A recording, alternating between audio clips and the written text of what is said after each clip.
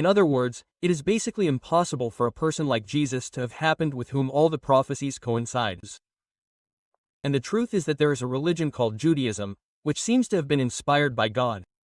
And there are some gentlemen who are prophets who seem to say that a gentleman called the Messiah is going to come, and they say this hundreds of years before Jesus Christ is born, and that coincides with Jesus Christ. Micah says, and he will be born in Bethlehem, and Jesus Christ is born in Bethlehem. Isaiah says, and he will die of this famine, and he died in this way. Isaiah says, and he will be born of a virgin, and he was born of a virgin. Daniel says, when will he be born? People don't know this, but there is a prophecy called the sections of Daniel that predict when the Messiah should be born, and he is born at that time.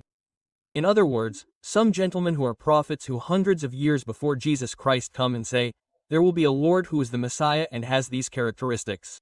Jesus Christ appears and those characteristics coincide with him. In fact, there is an author who has calculated what the possibilities are that those prophecies, and I have mentioned 4, but there are 30 prophecies that coincide with Jesus. What are the possibilities that this could happen with a person like Jesus? It is 1 to the power of -73.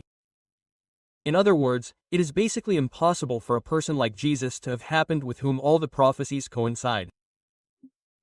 But what is certain is that the evidence points to the fact that this man who also said, I am God, was the one announced by the prophets. Quote, and that happens only once in the entire history of humanity.